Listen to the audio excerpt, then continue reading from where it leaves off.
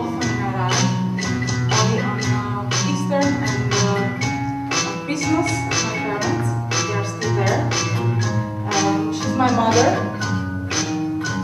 Soon I will be like her. Now she's a little bit fat, but she's trying to lose weight. She's not very serious about that. She's doing her best.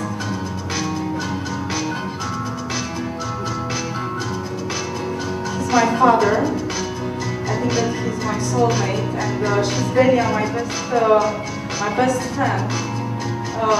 She likes rock music. She's 2 years older than my mother. She likes also young boys. She was married with an actor, but she divorced after 3 weeks. Like this, yeah, and now she's living in Arad.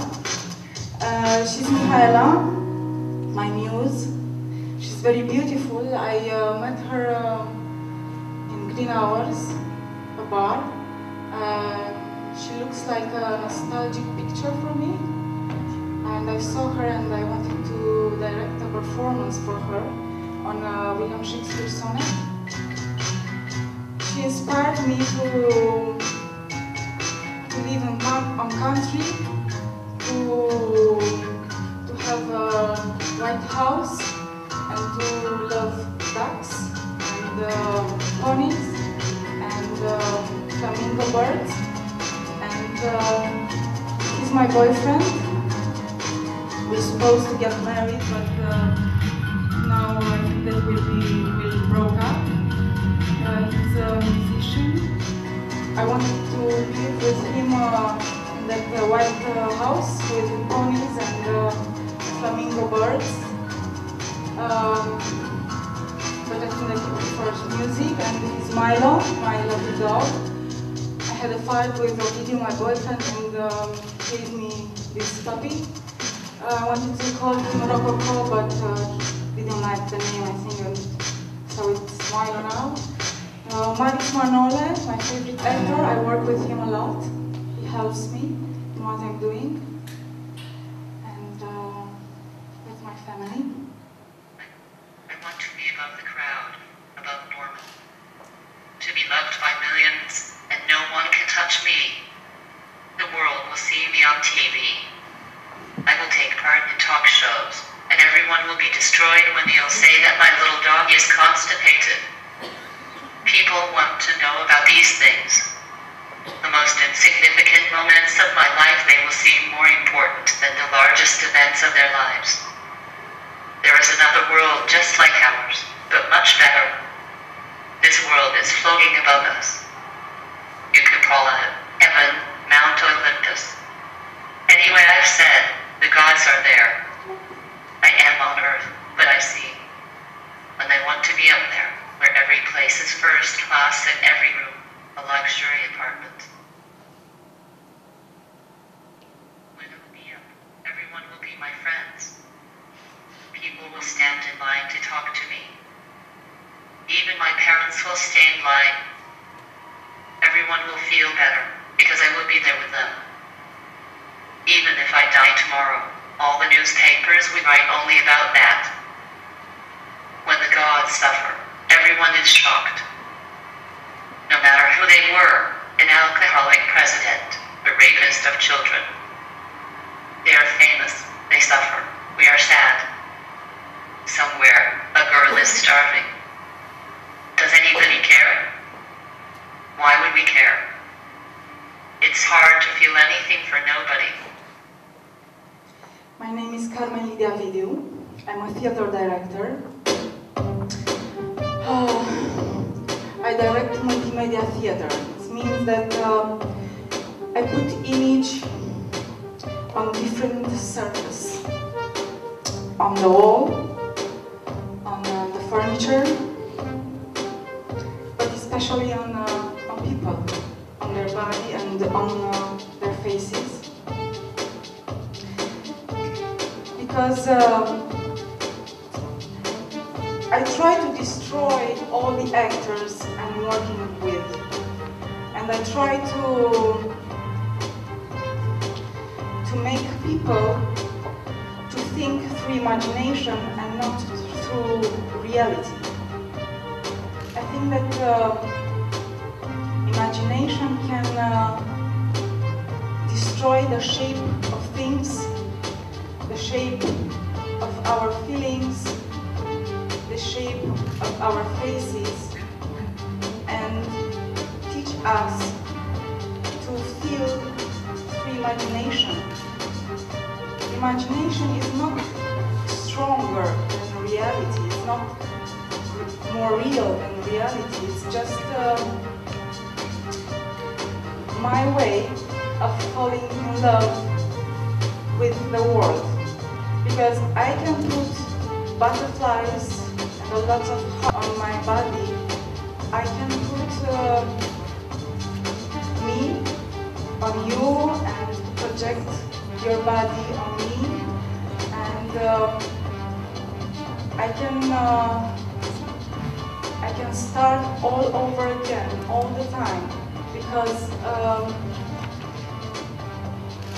my imagination is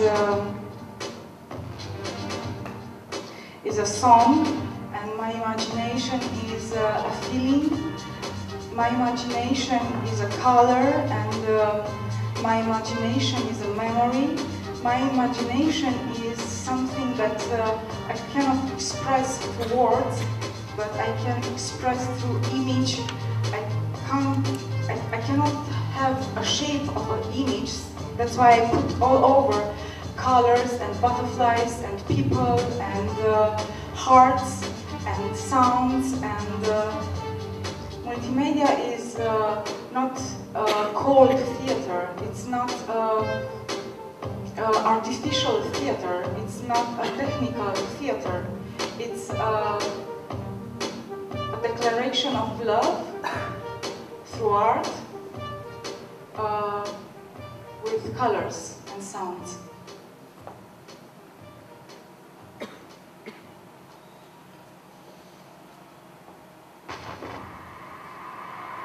You know what they say, the glass is half empty or the glass is half full. That's pretty much my philosophy of life. You're born, you live, you die. And somewhere along the line, glass is going to be empty or glass is going to be full. Empty, full, empty, full, empty, full, empty, full. I remember when I was a little baby, glass was definitely on the empty side. I didn't have much going for me when I was born. I was only about this big, very small, only weighed about 7 pounds. Naked. Crying. Bald. Life was full of challenges. Learn to walk, learn to talk, use a spoon, tie my shoe, wipe my ass. One thing after the next thing, after the next, after the next thing, after the next. I mean, I'm just this little baby and they cut you no slack. Then it's get out of the house. Kindergarten, high school, college. I mean, it's the same for everybody, right? Learn to drive, get a job, find a place to live, find a love. It's exhausting. And basically what happens is one day you find yourself in a store buying a TV set and you realize you've arrived. You're all grown up. You're an adult now. Glass is finally half full.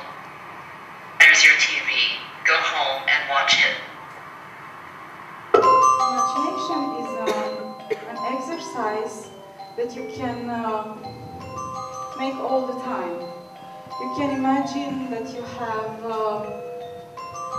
sun in your bedroom, and you can imagine that you sit on a piece of ocean, and you can imagine that a cow is smaller than you, and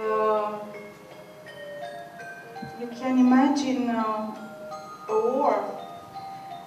All that you imagine, if you project on me, it will be beautiful. That's why even I try to make theater. I can't have a conflict in my performance. I do my best to work with the actors to have strong emotion, but at the end, when I put projection on them, all those conflicts, all those emotions are changing, are disappearing, and the conflict is transforming a theater show in a video poem. It's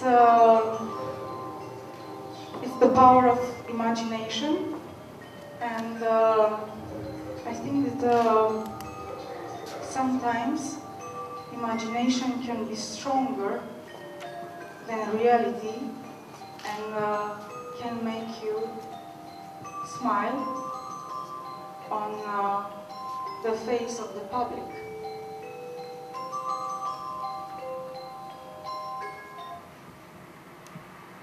When you two are grown up, feel that you have made a new friend. They never ask you any questions about essential matters. They never say to you, what does his voice sound like? What games does he love best? Does he collect butterflies? Instead, they demand, how old is he? How many brothers has he? How much does he weigh? How much money does his father make? Only from these figures do they think they have learned anything about him. If you were to say to the grown-ups, I saw a beautiful house made of rosy brick, with geraniums in the windows and ducks on the roof, they would not be able to get any idea of that house at all. You would have to say to them, I saw a house that cost $20,000. Then they would exclaim, oh, what a pretty house that is.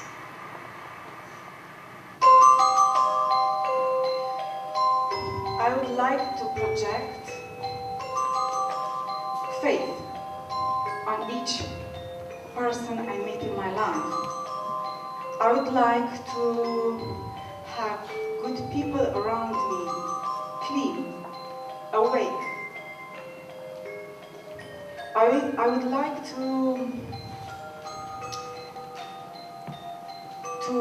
project your angel, and when I'm mad, I will see your angel, and all my fears and all my anger will disappear. And I would like to project on each people I meet a psalm that my grandfather taught me, a psalm of David, Psalm 23. It's the first psalm that I learned, and the Lord is my shepherd, I shall not be in want.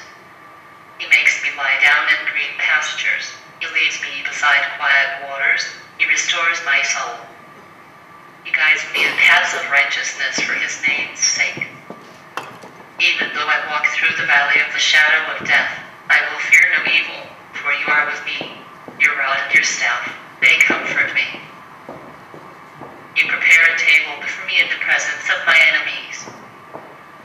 You anoint my head with oil, my cup overflows. Surely goodness and love will follow me all the days of my life, and I will dwell in the house of the Lord forever.